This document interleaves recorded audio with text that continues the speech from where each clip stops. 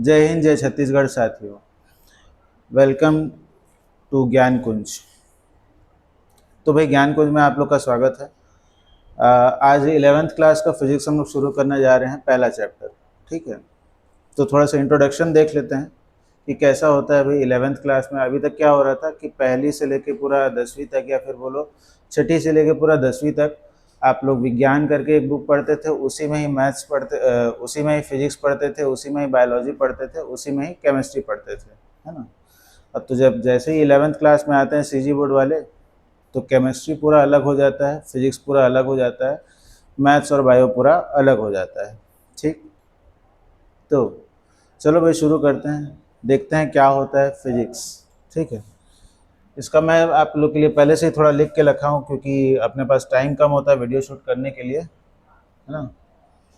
देखते हैं, हाँ ये रहा फिजिक्स, भौतिकी।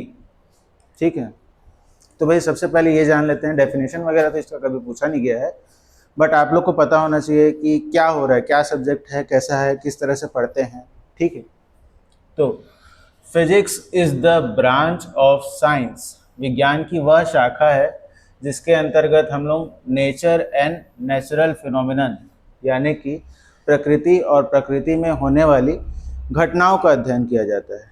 प्रकृति और प्रकृति में घटनाओं की प्रकृति में होने वाली घटनाओं का अध्ययन, इसका मतलब क्या होता है भाई, बहुत सारी चीज़ें, जैसे कि मान लो ये मार्कर जो है मैंने ऊपर फेंका, ये अपने आप नीचे आ गया। ठीक है, एक नेचुरल इवेंट हुआ। ठीक, जैसे मान लो बिजली चमक रही है, ठीक है, एक नेचुरल इवेंट हुआ। ठीक, जैसे हम लोग पैदल चल पा रहे हैं, क्यों चल पा रहे हैं, कैसा हो रहा है, ये सारा चीज़ जो हमेशा से होता आया है हमारे आसपास, लेकिन हम लोग ने ध्यान नहीं दिया। ठीक है, तो इन्हीं सारी चीज़ों को हम लोग फिजिक्स पर स्टडी करते हैं। ठीक है, ओके। फिजिक्स की शाखाएं भी है, अलग अलग तरीके की फिजिक्स होती है, ब्रांच ऑफ फिजिक्स। ठीक है, जो चीज़ें हम लोग को 11th क्लास में पढ़नी है ना, उन्हीं चीज़ों को मैं यहाँ लिखा हुआ हूँ। ठीक है, 11th क्लास में आता है यांत्रिकी, यानी कि मैकेनिक्स। ठीक है, लगभग लगभग 11th क्लास में पूरा यही सारा चीज़ पढ़ना रहता है हम लोग को। ठीक है, 11th में जैसे कि मान लो मैकेनिक्स के अंतर्गत क्या पढ़ोगे आप लोग, बल यानी कि फोर्स, गति यानी कि मोशन, ठीक है, त्वरण यानी कि एक्सेलरेशन। ठीक है, यही सारा चीज़ आता है। सुना होगा आप लोग, जैसे न्यूटन्स लॉ जो वगैरह है, motion law of motion, law of Newton's law. ठीक है, यही सारा चीज़ आप लोग ने सुना होगा। तो ये सारा चीज़ हम लोग को 11th क्लास में पढ़ना रहता है। ठीक है, एक और इसकी शाखा है भाई इंपॉर्टेंट, ऊष्मागतिकी यानी कि थर्मोडायनेमिक्स। ठीक है,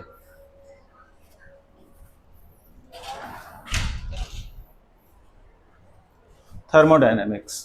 ठीक, तो थर्मोडायनेमिक्स के अंतर्गत हम लोग ताप, ये जो डिग्री सेल्सियस होता है, टेम्परेचर वगैरह वगैरह, ये सारी चीज़ों के बारे में थोड़ा सा जानेंगे। ठीक है, तो भाई फिजिक्स जो है वो काफ़ी इंटरेस्टिंग सब्जेक्ट है। सारा चीज़ हम लोग आसपास जो हम लोग देखते हैं अपने, उन्हीं सारी चीज़ों को हम लोग स्टडी करते हैं इसमें। ठीक है, मतलब इसमें बहुत सारा चीज़ हम लोग को अगर पढ़ेंगे हम लोग को, तो अपने आसपास इसके एग्जाम्पल्स हम लोग देख सकते हैं। ठीक, इसीलिए ये क्या है, study of nature and natural phenomenons. ठीक है, ठीक, तो पहला चैप्टर जो है वो हम लोग इसमें मानते हैं, क्या दिया है पहला चैप्टर भाई, यूनिट एंड मेजरमेंट। ठीक,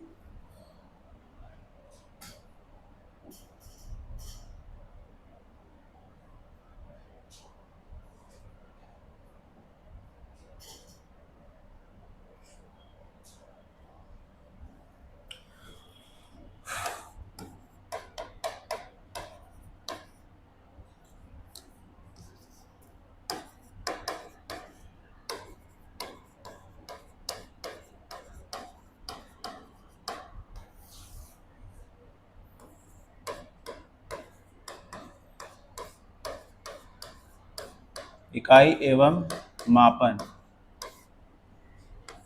ठीक, इकाई एवं मापन, ये 11th का दूसरा चैप्टर में दिया हुआ है बुक में। पहला चैप्टर भौतिक जगत है, जो कि थ्योरी सब्जेक्ट है, जो कि थ्योरी में दिया हुआ पूरा डेफिनेशन वगैरह है उसमें, तो उसको हम लोग स्किप कर रहे हैं। जैसे जैसे उसका ज़रूरत पड़ेगा मैं वहाँ पर आप लोग को बता दिया करूँगा, ठीक है। तो सबसे पहला चीज़ भौतिक जगत में यूनिट एंड मेज़रमेंट में हम लोग को सीखना पड़ेगा भौतिक राशियाँ, ठीक है। इसका सबसे पहला टॉपिक होता है हर बुक का, सबसे पहला टॉपिक जो 11th क्लास का होता है, भौतिक राशियाँ, फिजिकल क्वांटिटीज।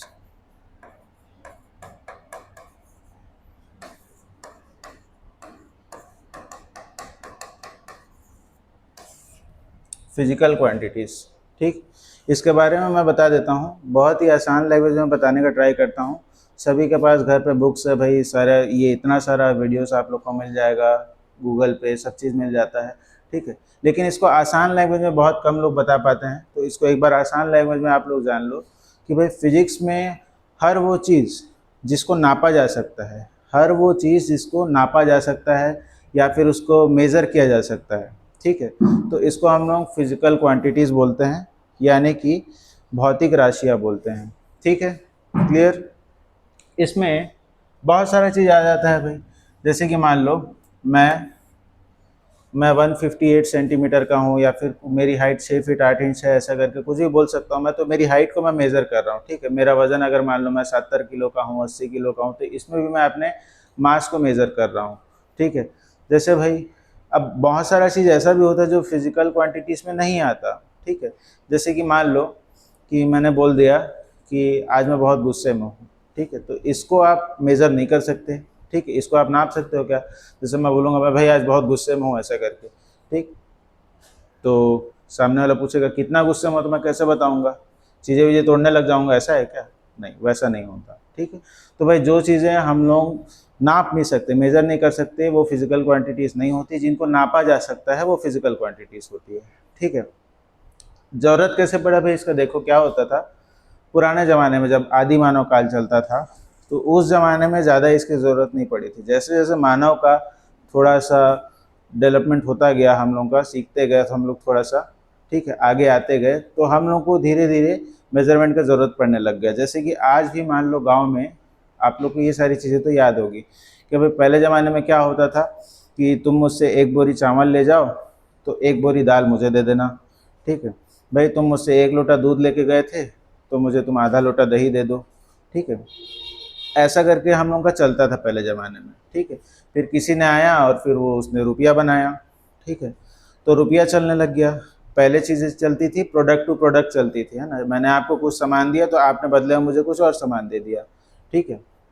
लेकिन उसके बाद जब आया रुपया, तो उस ज़माने में फिर मेज़रमेंट का ज़रूरत पड़ने लग गया कि भाई कौन सी चीज़ की वैल्यू कितनी है, ठीक है। तो इस तरह से कुछ मेज़रमेंट का शुरू हुआ, ठीक है। मापन की ज़रूरत पड़ने लगी अब धीरे धीरे, ठीक है।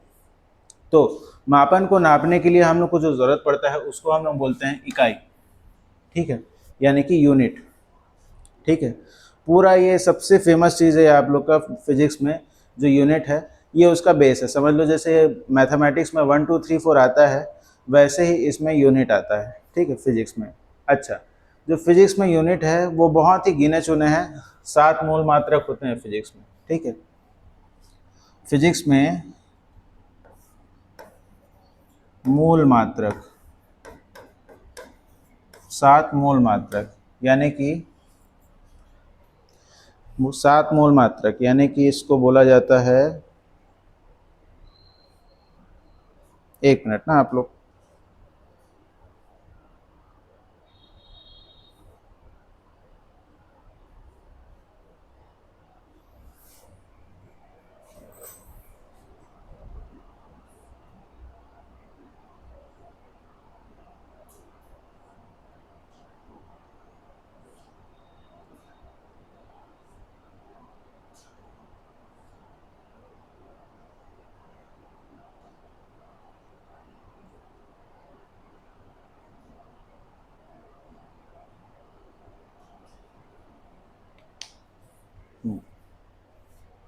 ठीक है।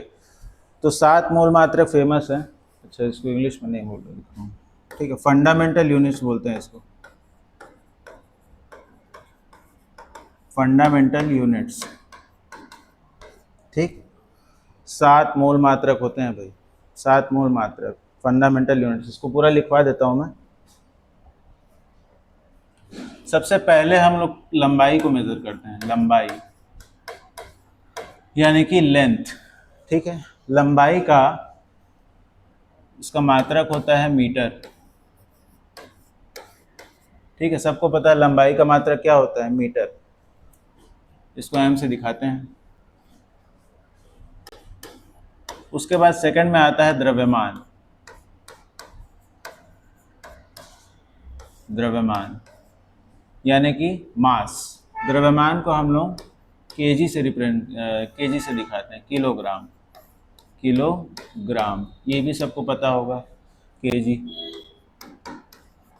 ठीक है। ताप यानी कि टेम्परेचर, ठीक है। ताप का होता है केल्विन। ताप का होता है केल्विन। चौथा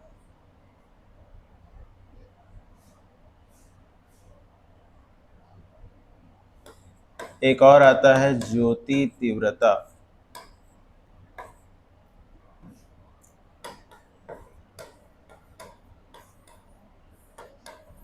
केंडला।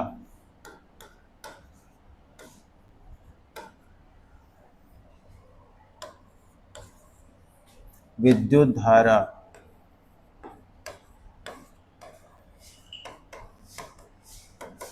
एम्पियर।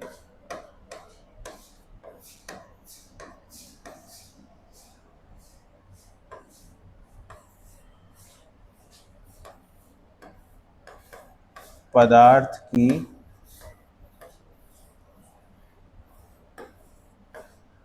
मात्रा,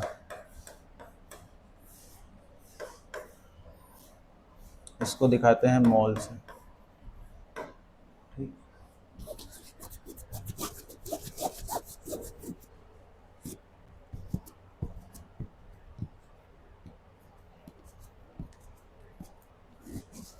एक और होता है कोई सा,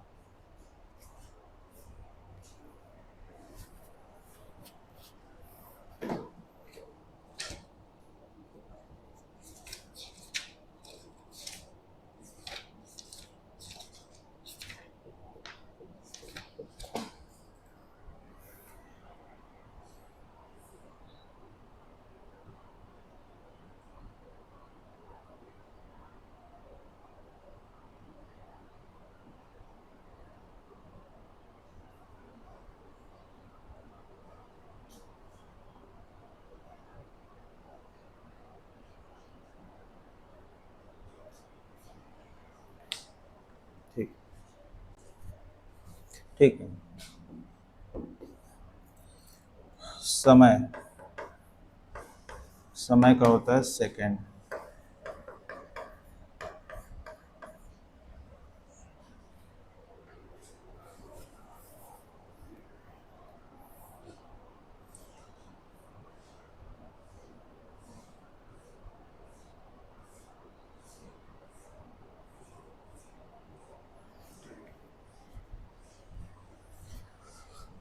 ओके, अच्छा ये तो भूल गया मैं, ठीक। इसको दिखाते हैं के से, इसको दिखाते हैं सी डी से, इसको दिखाते हैं ए से, इसको दिखाते हैं एम ओ एल से, और इसको दिखाते हैं एस से, ठीक है।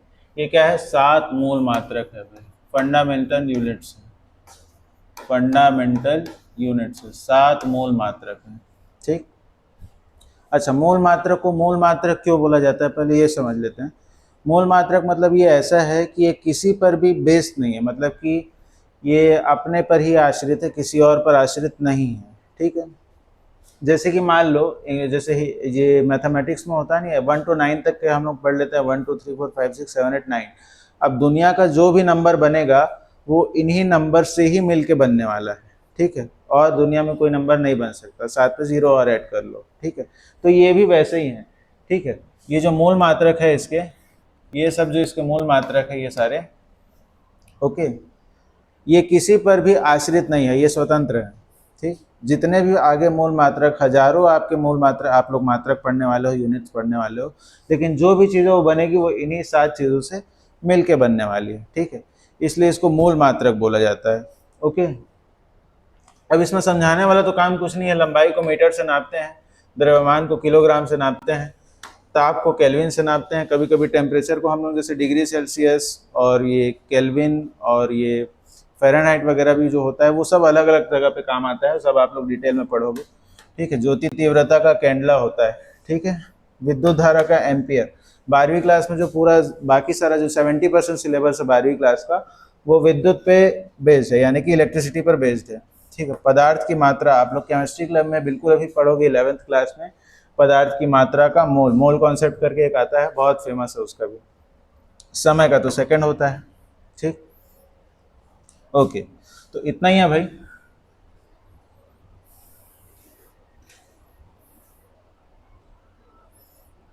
ओके, इसके बाद आगे चलते हैं। इसके बाद आता है व्युत्पन्न मात्रक। व्युत्पन्न मात्रक, डिराइव्ड यूनिट बोलते हैं इसको।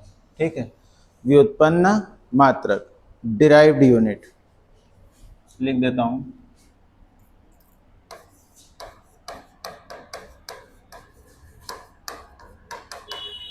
ठीक है, जैसे कि आप लोग को नाम से ही समझ में आ रहा है, डिराइव्ड मतलब क्या, ये डेरिवेशन से निकलता है। मतलब ये जो अभी 7 हम लोग ने निकाला था, 7 मूल मात्रक हमने पढ़ा अभी, जो फंडामेंटल यूनिट्स है, उन्हीं के अकॉर्डिंगली हम इसको सॉल्व करके निकालते हैं। जैसे मान लो वेग, वेलोसिटी।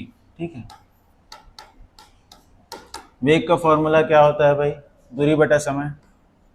वेग का फॉर्मूला होता है दूरी बटा समय। ठीक, distance upon time, velocity equals to distance upon time. ठीक, दूरी को हम किससे नापते हैं, एक तरह की लंबाई है तो उसको भी क्या बोलते हैं, मीटर से नापते हैं हम लोग। और समय को किससे नापते हैं, सेकंड से नापते हैं।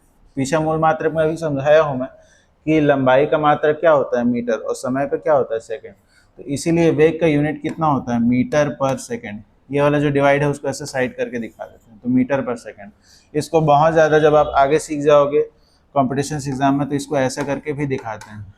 ठीक है, दोनों सही हैं, ज़्यादातर ये हम लोग स्कूल में यूज़ करते हैं। ओके, और एक आध एग्जाम्पल देख लो भाई इसका। त्वरण, त्वरण क्या होता है भाई, देखो त्वरण का फॉर्मूला होता है वेग में परिवर्तन, यानी कि चेंज इन वेलोसिटी अपॉन में टाइम। ठीक, तो वेलोसिटी का मात्रक कितना होता है, मीटर पर सेकंड होता है, और अपॉन में टाइम की एक और सेकंड आ गया। ठीक, ये ऊपर चले जाता है और रेसिप्रोकल होता है तो क्या हो जाएगा, मीटर पर सेकंड इंटू में 1/सेकंड हो जाएगा। तो ये क्या हो जाता है, मीटर और यहाँ सेकंड स्क्वायर, मीटर और यहाँ सेकंड स्क्वायर, यानी कि इसको मैं क्या दिखा सकता हूँ, मीटर पर सेकंड स्क्वायर दिखा सकता हूँ। ठीक, तो ये हो गया त्वरण यानी कि एक्सेलरेशन का। ठीक है, एक बार इसको इंग्लिश में भी बता देता हूँ, acceleration equals to change in velocity upon time. ठीक है, तो चेंज इन वेलोसिटी, वेलोसिटी का अभी हमने निकाला भाई मीटर पर सेकंड, तो यहाँ पर मैंने मीटर पर सेकंड डाल दिया, और समय यानी कि टाइम के लिए हमने क्या कर दिया, सेकंड को यूज़ किया है। ठीक है, एस को यूज़ किया है, तो मीटर पर सेकंड स्क्वायर हो गया। क्लियर है, तो इसको हम लोग क्या बोलते हैं, व्युत्पन्न मात्रक भाई।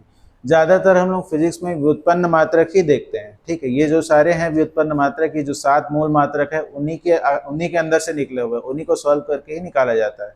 ठीक है, ओके, आगे एक और कुछ मात्रक आता है। आगे का जो मात्रक है उसको बोलते हैं पूरक मात्रक। ये सबसे कम आप लोग पढ़ोगे, पूरक मात्रक। ठीक है, पूरक मात्रक।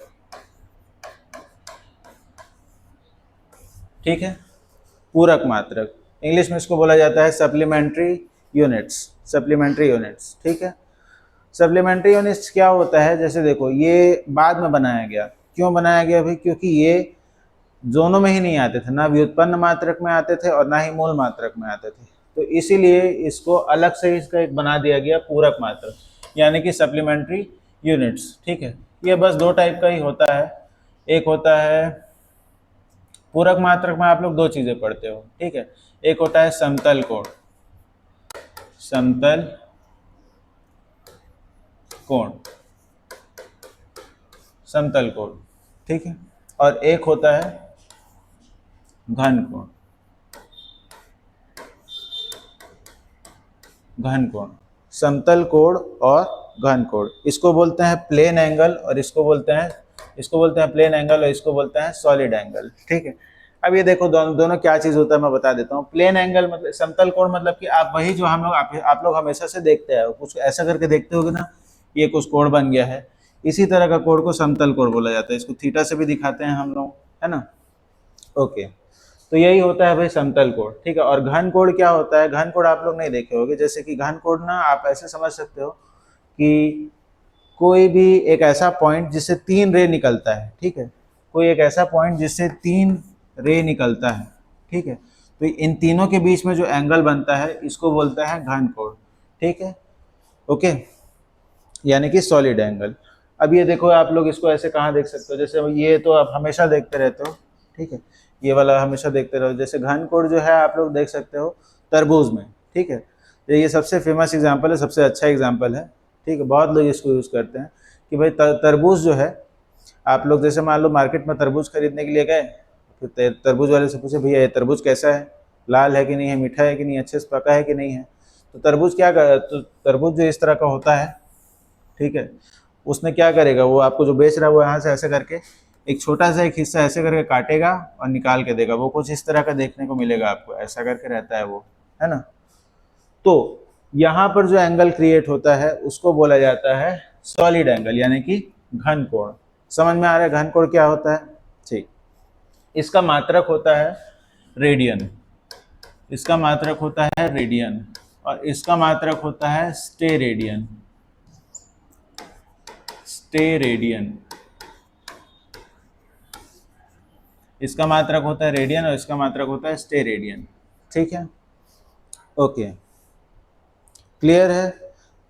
हाँ, तो आज हम लोग देखा भाई, हम लोग ने क्या क्या पढ़ा, एक बार मैं पूरा रिवाइज करा देता हूँ आपको। हाँ, आज हमने जाना भाई कि फिजिक्स किस तरह का सब्जेक्ट होता है। फिजिक्स एक ऐसा सब्जेक्ट है जिसमें आप स्टडी करते हो नेचर का और नेचुरल इवेंट्स का, जो भी आसपास हमारे आसपास घटनाएं होती, प्राकृतिक घटनाएं, हम उसका इसमें अध्ययन करेंगे अच्छे से, ठीक है। इसकी शाखाएं होती है जितनी हम लोग को 11th में कवर करनी है। यांत्रिकी हमको कवर करना है, उष्मागतिकी कवर करना है, और भी कुछ चीज़ें आएगी तो मैं बता दूंगा, ठीक है। ओके, इसके बाद हमने देखा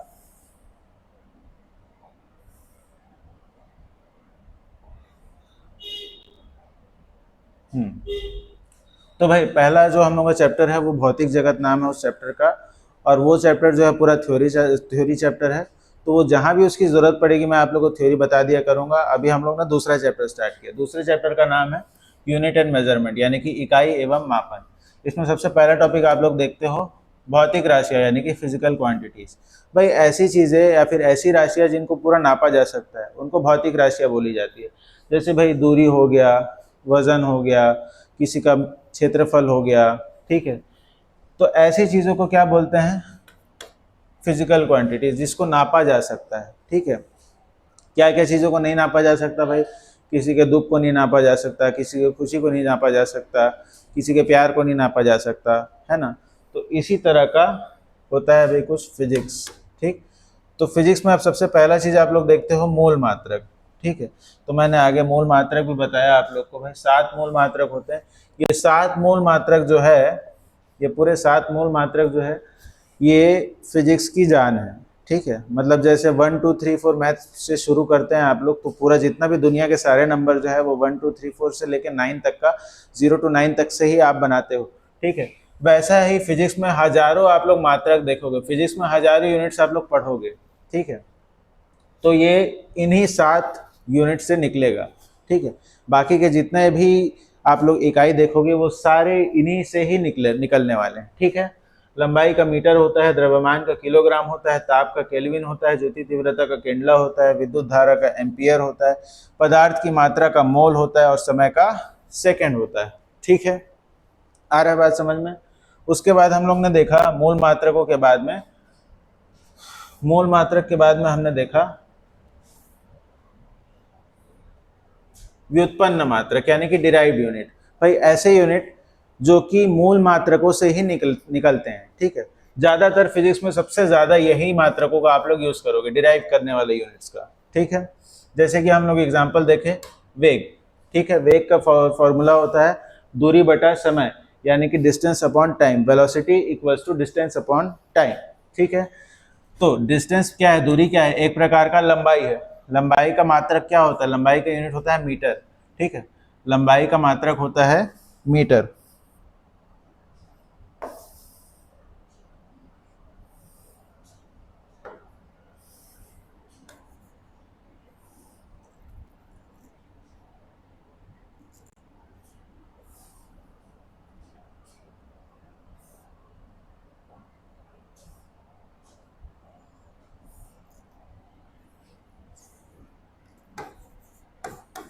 लंबाई का मात्रक होता है मीटर, ठीक है। और नीचे समय दिखाई दे रहा है आप लोग को, यानी कि टाइम, टाइम का यूनिट होता है सेकंड। तो इसका वेग का मात्रक क्या होता है, मीटर पर सेकंड होता है, ठीक है। इसको हम लोग ऐसे भी दिखा सकते हैं, ठीक है। ये जो नीचे है एम अपॉन एस, ये एस जब ऊपर जाता है तो एस टू द पावर 1 है यहाँ पर, ठीक है। जब एस ऊपर जाता है तो एस टू द पावर -1 हो जाता है, ठीक है, ओके। एक और हमने एग्जाम्पल देखा था त्वरण, यानी कि एक्सेलरेशन का, ठीक है। एक्सेलरेशन मतलब क्या, ये उसका फॉर्मूला है, वेग में परिवर्तन बटे समय अंतराल या फिर समय बोलो, ठीक है। Acceleration equals to change in velocity upon time. तो वेलोसिटी का हमने क्या देखा, वेलोसिटी का हम निकाल चुके हैं भाई यूनिट, तो मीटर पर सेकंड मैंने यूज़ कर लिया। और समय के लिए हम लोग क्या यूज़ करते हैं, सेकंड, तो सेकंड उन सब के नीचे में आ गया, ठीक। ऊपर गया ये तो रेसिप्रोकल हो गया, तो m upon S into 1 upon S हो गया, ठीक है। तो m इंटू 1 m हो गया, s into S S square हो गया, जिसको मैं कैसे दिखा सकता हूँ, मीटर पर सेकंड स्क्वायर। यानी कि एक्सेलरेशन का यूनिट क्या होता है, मीटर पर सेकंड होता है, जो कि व्युत्पन्न मात्रक का एग्जाम्पल है, ठीक है। इसके बाद हमने देखा पूरक मात्रक, ठीक है। पूरक मात्रक जो होते हैं ये ना तो व्युत्पन्न मात्रक में आ रहे थे, ना ही मूल मात्रक में आ रहे थे, इसलिए इनको अलग से ही नाम दे दिया गया पूरक मात्रक, यानी कि सप्लीमेंट्री एंगल, सप्लीमेंट्री यूनिट, ठीक है। ये बस दो ही प्रकार के होते हैं, एक होता है समतल कोण और एक होता है घन कोण। समतल कोण का मतलब क्या होता है, जो नॉर्मल कोण हम लोग देखते हैं, ठीक है, जो अभी तक मैथ्स पर बनाते आए थे, उसी को बोला जाता है समतल कोण, ठीक है। और घन कोण, घन कोण इस मतलब कि जो ऐसा चीज, मतलब कि जो ऐसा पॉइंट से, जैसे एक पॉइंट से दो रेज निकलता था और दोनों के बीच में एंगल बनता था, उसको हम लोग बोलते हैं समतल कोण। लेकिन एक ही पॉइंट से अगर तीन रे निकलते हैं या फिर तीन तीन रे निकलता है ऐसा करके कुछ इस प्रकार से, ठीक है, तो इन तीनों के बीच में जो एंगल बनता है उसको बोला जाता है घन कोण। एग्जाम्पल के लिए हमने देखा था भाई, एक तरबूज था, तरबूज को पूछे भाई अंदर से कैसा है, ये पका है कि नहीं है, तो तरबूज वाला क्या करता था, उसको काट के निकाल के दिखाता था आपको, यहाँ पे देखो ये मस्त लाल है ऐसा करके, ठीक है। तो इन तीनों के बीच में, इन तीनों के बीच में जो एंगल बनेगा उसी को क्या बोला जाता है, घन कोण, ठीक है। घन कोण को स्टेरेडियन से नापते हैं और इसको समतल कोण को रेडियन से नापा जाता है, ठीक है। तो आज के वीडियो में बस इतना ही बच्चों, ठीक है। लाइक करो, सब्सक्राइब कर लो, ठीक है, शेयर भी कर देना भाई, ओके। तो अगली क्लास में मिलते हैं भाई अब हम लोग, ठीक है।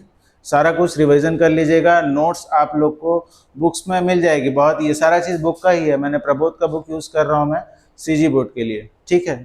तो सब लोग उसी में से तैयारी करेंगे तो ज़्यादा बेटर है। एनसीईआरटी अब तो उसमें मिक्स हो गया है, तो बहुत अच्छे से हो गया भाई सिलेबस, ठीक है। चलो ठीक है, चलता हूँ, जय हिंद जय छत्तीसगढ़।